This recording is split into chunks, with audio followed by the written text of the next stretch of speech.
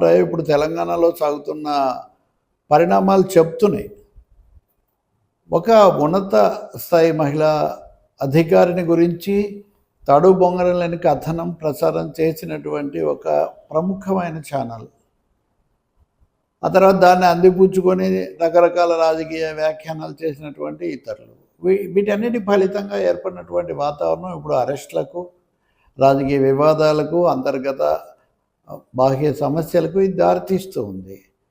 ఎన్టీవీలో హఠాత్తుగా ఒక కథనం ప్రసారమైంది. ఇటువంటిది ఒక మహిళా అధికారినికి సంబంధించి, ఆమె కూడా చాలా కీలక బాధ్యతలు నిర్వహిస్తున్న వ్యక్తి. అది వచ్చిన తర్వాత వెంటనే వాళ్ళు దాన్ని మళ్ళీ తీసేసామన్నారు. ఆ తర్వాత ఆ కథనం ప్రసారమైనందుకు విచారం వ్యక్తం చేస్తున్నామన్నారు. అంతేకాని దానికి సంబంధించిన కారణాలు ఏంటి, మరి అటువంటి కథనం అసలు ఎందుకు వచ్చింది, దానికి కారకులు ఎవరు, దాని వెనుకున్న ఉద్దేశాలు ఏంటి అన్నది మటుకు చెప్పలేదు. ఓకే, మీడియాలో ఎప్పుడు సోర్సులు, మూల ఆధారాలు ఏంటి అనేది చెప్పకూడదు, చెప్పరన్నంత వరకు నిజమే. కానీ దానికి సంబంధించిన ఒక స్పష్టత ఏదో ఇవ్వాల్సినటువంటి అవసరం ఉంటుంది కదా. అసలు అలాంటి కథనం ప్రచారం చేయాల్సిన అవసరం ఏముంది? ఒక మనిషి యొక్క పేరు చెప్పకుండా వాళ్ళ హోదాలు, వాళ్ళు గతంలో ప్రస్తుతం నిర్వహించిన పాత్రలు ఇవన్నీ చెప్పిన తర్వాత పేరు చెప్పడం అనేది ఏముంది? అది కేవలం లాంఛనప్రాయం మటుకే. దాన్ని అది తప్పు అని గుర్తించినప్పుడు తప్పకుండా అది పూర్తిగా సరిదిద్దుకోవాలి. దానికి సంబంధించి ఎవరైతే గురయ్యారో వాళ్లకు, లేకపోతే అధికార పరంగా వాళ్లకు ఆ సారీ చెప్పడం ఇటువంటివి జరుగుతూ ఉంటాయి. అలా జరగాలి కదా అని బాధితులైన అధికారులు అడుగుతున్నారు. ఇక్కడ అధికారులు, ఐఏఎస్లు. తర్వాత ఇదే సమయంలో ఒక మంత్రికి సంబంధించి కూడా కొన్ని కథనాలు రావడంతో ఆయన కూడా చాలా తీవ్రంగా ఆగ్రహం వెలిబుచ్చారు. ఇంత లోపల ఇటు కాంగ్రెస్ అటు బీఆర్ఎస్ మధ్య సాగేటటువంటి నిరంతర ఘర్షణల్లో బీఆర్ఎస్ వాళ్ళ పత్రికలు దీన్ని చాలా భారీగా ప్రచారంలో పెట్టాయి. బయట ఇప్పటికే మహిళలకు సంబంధించి, వాళ్ళ వస్త్రధారణకు సంబంధించి ఒక వివాదం, రకరకాలుగా మాట్లాడటం, వాళ్ళ విమర్శలు, కేసులు ఇవన్నీ సాగుతున్న నేపథ్యంలో ఉన్నత స్థాయిలో కీలక బాధ్యతల్లో ఉన్న వాళ్ళ గురించే ఇలాంటివి రావటం అన్నది అందరినీ కూడా దిగ్భ్రాంతికి గురి చేసింది. దాన్ని ఉపసంహరించుకున్న తర్వాత కూడా దానికి సంబంధించిన స్పష్టత ఇవ్వకపోవటము, తమ బాధ్యత తీసుకోకపోవటం అన్నది కూడా ఐఏఎస్ అధికారులు వీళ్ళందరూ అధికారికంగా ఫిర్యాదు చేయడానికి దారితీసింది. ఇప్పుడు ఐఏఎస్లు, ఐపీఎస్లు, ఐఆర్ఎస్లు, ఆల్ ఇండియా సర్వీస్ అధికారులందరూ కూడా కలిసి ఈ ధోరణి సరికాదు, ఎవరు ఏది పడితే అది చేస్తున్నారు అనేది.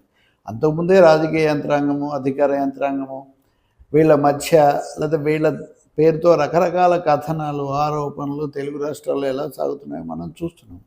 కానీ ఇప్పుడు ఇక్కడ వ్యక్తిగతంగా వ్యక్తిత్వ హననానికి సంబంధించిన అంశం కూడా రావడంతో గతంలో ఎప్పుడు రాని స్థాయిలో ఈ దుమారానికి దారితీసింది. ఇదే సమయంలో ముఖ్యమంత్రి రేవంత్ రెడ్డి ఫోటో మార్ఫింగ్ చేస్తూ మరొక కథనం కూడా వచ్చింది.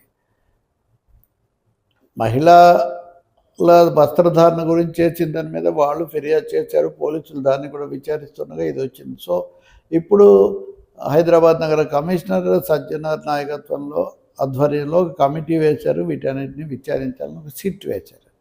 ఆ సిట్ తగు చర్యలు తీసుకోవడానికి ఉపక్రమించి చేసే లోపల వీళ్ళు విచారం వెలిబుచ్చాం కదా అనే మాట వీళ్ళు చెప్తున్నప్పటికీ కూడా అసలు అది ఎందుకు వచ్చింది, రెండోది దానికి తగిన వార్త ఎంత నష్టం చేసిందో, డ్యామేజ్ చేసిందో, దానికి తగిన స్థాయిలో వీళ్ళు బాధ్యత తీసుకొని తమ క్షమాపణ చెప్పాలి కదా అన్న ధోరణిలో ఐఏఎస్ అధికారులు ఉన్నారు. ఈ లోపల పోలీసులు అర్ధరాత్రి ఆ జర్నలిస్టుల ఇళ్ళకి వెళ్ళటం, అరెస్ట్ చేయటం, ఒక ముగ్గురిని అరెస్ట్ చేయటం, ఎన్టీవీ కార్యాలయంలోకి చొరబడటం, గాలింపులు చేయటం, ప్రశ్నలు వేయటం, ఇవన్నీ కూడా ఉద్రిక్తత బాగా పెంచాయి. ఇవన్నీ జరుగుతుంటే అంటే తెలంగాణ రాజకీయాలు ఎలా ఉన్నాయంటే, కింది స్థాయి ఉద్యోగులను అరెస్ట్ చేస్తే ఎన్టీవీ యజమాని అధినేత స్పందించలేదు అని బీఆర్ఎస్ వాళ్ళ ఛానల్ న్యూస్లో వాళ్ళు కథనాలు మొదలుపెట్టారు. నిజానికి తర్వాత కేటీఆర్ దగ్గర నుంచి తలసాని శ్రీనివాస్ యాదవ్ దగ్గర నుంచి బీఆర్ఎస్ నాయకులు చాలామంది దీన్ని ఖండిస్తూ మాట్లాడారు. ఒకరిద్దరు జర్నలిస్ట్ నాయకులు కూడా మాట్లాడారు. బీజేపీ అనుకూలులు చాలామంది మాట్లాడారు. బండి సంజయ్ కూడా వచ్చి ఆయన కూడా ఖండించారు. సరే, జాతీయంగా మీడియా పట్ల బీజేపీ కేంద్రం ఎలా వ్యవహరిస్తుంది అనేది ఒక తీరు అనుకున్నది. ఇక్కడ ఈ సమయంలో మటుకు వీళ్ళందరూ ఇటు రావడంతో ఇది అంతకంతకు కూడా మీడియా పరిధి దాటి ఒక రాజకీయమైన రూపం కూడా తీసుకుంది. ఇక్కడ సమస్య వ్యక్తుల యొక్క జీవితాలకు, కుటుంబాలకు, వాళ్ళ మీద పడే ముద్రలకు సంబంధించినవి అయినప్పుడు వాటిని సుస్పష్టంగా కథనం ఏ కారణంతో ప్రచురించారో దాదాపు అదే స్థాయిలో అదే తీవ్రతతో దాన్ని సవరించుకోవటం, బాధ్యత తీసుకోవటం, బాధితులకు తమ స్పందన వాళ్ళు అడుగుతున్నట్టుగా సారీ క్షమాపణ చెప్పడం, ఇది జరగాల్సి ఉంటుంది. దానికి ఇక్కడ సిద్ధంగా లేనట్టు కనిపిస్తుంది. ఇంత లోపల అరెస్టులు కూడా జరగడంతో ఇప్పుడు అరెస్టులు ఎప్పుడైనా జర్నలిస్టుల అరెస్టులు, కార్యాలయాల మీద దాడులు అన్న వాటిని ఎవరు కూడా బలపరచరు కదా. వాటిని ఎలా చేయాలి, చట్టబద్ధంగా వ్యక్తుల గౌరవం కాపాడాలి, కుటుంబాలు, వ్యవస్థలు, అధికారుల గౌరవం అన్నింటినీ కాపాడాలి. మీడియాకు సంబంధించి కూడా అందులో పనిచేసే వాళ్ళకు రక్షణ ఉండాలి. కాబట్టి ఇప్పటికైనా కానీ రాజకీయంగా దీనివల్ల ఎవరికి ఏం ప్రయోజనం అటేంటి దానికంటే కూడా అందరి గౌరవాన్ని కాపాడాలి, వ్యవస్థలుగా దీన్ని కూడా కాపాడాలి. అలాగే తప్పు చేసిన వాళ్ళు, తప్పు రాసిన వాళ్ళు, తప్పుకు సంబంధించిన కారణమైన వాళ్ళు, వాళ్ళ మీద తగినటువంటి చర్య ఉండాలి.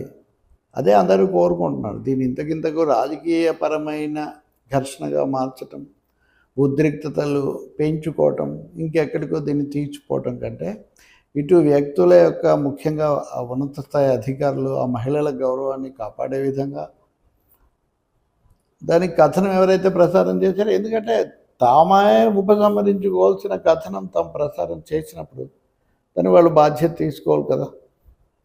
ఇంకా రెండవది, దాన్ని కాస్త అరెస్టులు, ఆ వ్యతిరేక పార్టీలు, అనుకూల పార్టీలు, వీటి మధ్య ఎవరు పాలక వర్గాలుగా ఎవరున్నా కానీ వాళ్ళైనా మీడియా అయినా సంయమనంతో బాధ్యతాయుతంగా వ్యవహరించాల్సి ఉంటుంది. ఇక్కడ ఇవన్నీ కూడా దెబ్బతిన్న ఒక పరిస్థితి కనిపిస్తుంది. కానీ వీటన్నిటి మధ్యలో బాధితులకు కలుగుతున్నటువంటి వాళ్ళ గౌరవాన్ని పునరుద్ధరించేటటువంటి కోణం కానీ, అలాగే మీడియాకు సంబంధించిన నిర్దిష్టత కానీ కనిపించటం లేదు. కాబట్టి నా ఉద్దేశంలో ఇందులో భాగస్వాములుగా ఉన్న వాళ్ళు అందరూ కూడా, ఇటు మీడియా సంస్థలు, అటు రాజకీయ పార్టీలు కూడా బాధ్యతాయుతంగా సంయమనంతో వ్యవహరించాల్సి ఉంటుంది. మహిళల గౌరవము సమాజంలో ఈ అసభ్యమైనటువంటి దాడులు, అవి మాటలతో కావచ్చు, లేకపోతే బూతులతో కావచ్చు, చేస్తున్నటువంటి ధోరణులను అరికట్టాల్సిన అవసరం కూడా ఉంటుంది. ఈ నేపథ్యంలోనే ఈ సమస్య సహేతుకంగా పరిష్కారం అవుతుందని, ఎవరి బాధ్యత వాళ్ళు తీసుకొని తమ తప్పు దిద్దుకుంటారని చెప్పి మనం కోరుకోవాలి. మీడియా స్వేచ్ఛ, బాధ్యత రెండు కూడా కలిసే ఉంటాయి. అందులో ముఖ్యంగా విధానపరమైన అంశాలు కానీ వాటిలో వ్యక్తిగతమైన అంశాల్లో మరింత బాధ్యతగా వ్యవహరించాల్సి ఉంటుంది. అందులో అది తప్పని గుర్తించిన తర్వాత, ఇంకా తప్పు అని గుర్తించిన తర్వాత దాన్ని సూటిగా ఒప్పుకోవటం, చెప్పుకోవటం, అది జరగాల్సి ఉంటుంది. ఎవరైనా కానీ దీన్ని రాజకీయ కోణంలోకి మళ్లించాలని ప్రయత్నిస్తే మటుకు అది మరింత నష్టం చేస్తుంది. అది పెనం మీద నుంచి పొయ్యిలోకి పడినట్టుగా అవుతుంది. దీని ఉద్రిక్తత అలాగే పెంచుకుంటూ పోవటము, ఇంకా ఒకరి తర్వాత ఒకరు ఈ అరెస్టులు ఇంకొక దాని మీద చేయటం మటుకు సమస్య జటిలం చేస్తుందే కానీ పరిష్కారం కాదు. ఈ ఒక్క సందర్భంలోనే కాదు, మహిళల గౌరవానికి సంబంధించిన అన్ని విషయాల్లో కూడా మీడియా ఈ జాగ్రత్తలు తీసుకోవాల్సి ఉంటుంది. పోలీసులు కూడా పద్ధతులు పాటించాల్సి ఉంటుంది.